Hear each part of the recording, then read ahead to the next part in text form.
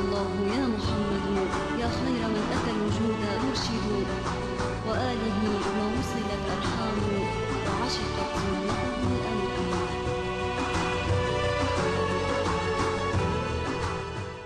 روى الإمام الحافظ ابن حجر أسفاره طافحة بالدرر أن إمام المرسلين المصطفى صلى عليه الله مجدا ووفى دعا قريشا لسبيل الحق وهديه منارة للصدق، لكنهم تفرقوا صدودا وذهبوا من هديه بعيدا.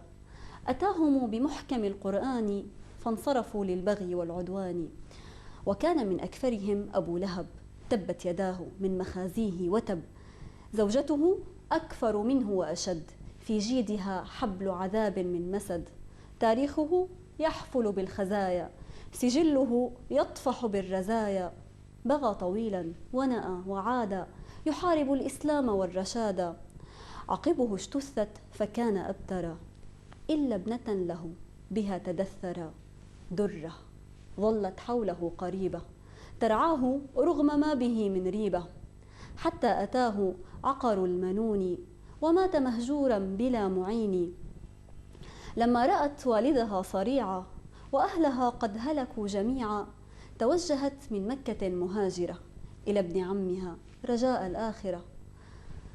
لقيها المعلم الرسول وفضله على الورى جميل، أنزلها منازل الكرامة ولم يشأ تحرجها الملامة، ولم يشأ يذكر عن أبيها شيئا من التنزيل قد يؤذيها، لكنها جاءته في بكاء ضارعة في غاية الرجاء، تقول يا ابن عم يا ملاذي وأنت من بمجده عياذي، عجائز الأنصار في المدينة جعلنني من الأسى حزينة، يذكرن بالسوء أبي أبا لهب، يذكرن أمي حين تحمل الحطب، كأنني وحدي ابنة الكفار وأنهن من سدى الأبرار، هم غمزوني في الدروب غمزة ولمزوني عامدين لمزة، ودمعت من حرقة عيناها ومن لها إلا الأمين طه، فنظر النبي للمسكينة وكف منها العبرة الحزينة وقال لا تأسي ولا تخافي، لست بقاطع ولا مجافي، غدا أقوم فيهم خطيبة،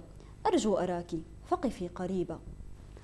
تقدمت درة في استحياء بارزة من سائر النساء، حتى رآها واصل الأرحام معلم الحكمة للأنام، فقطع الخطبة في صرامة ولم يتم بعدها كلامه.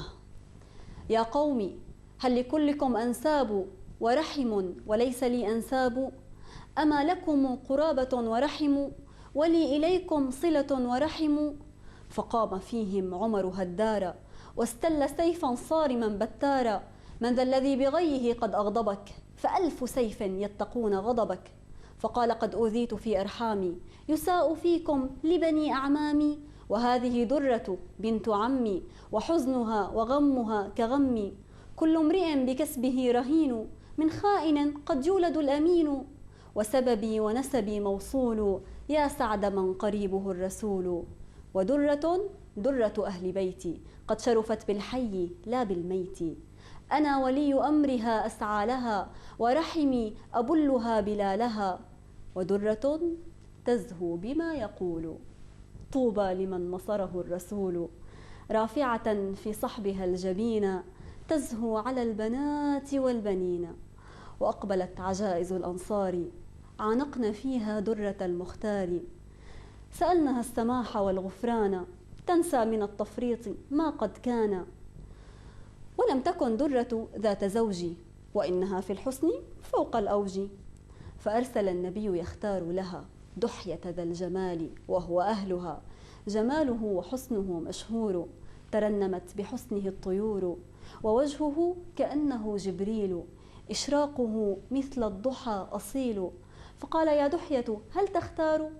فقال ما لمؤمن خيار، إذا قضى الرحمن أو رسوله فليس لي شيء هنا أقوله، فقال زوجتك بنت عمي، أرجو رضا أبي وبر أمي، علي ما تطلبه صداقة، فكن حنونا واتق الخلاق، وبارك العروس والعريس وزفها عيسا يقود عيسى، وصلت عمي ولقد جفاني، وبنت عمي اليوم في أماني، دعا وناجى ببليغ الأدب، مباركا وقال في تحببي درة هل علي بعد واجب؟ قولي فإني لرضاك راغب. فشهقت واستعبرت حنانا، طوقتني بين الورى إحسانا. وددت لو تكون في عيوني أغمضها وأنت في جفوني. جزيت خيرا من رسول وابن عم، ودمت في رحاب هذه النعم. حياك يا معلم الوصال وراحم النساء والرجال. صلى عليك الله يا محمد، يا خير من أتى الوجود يرشد. وآله ما وصلت أرحام، وعشقت سنته الأنام.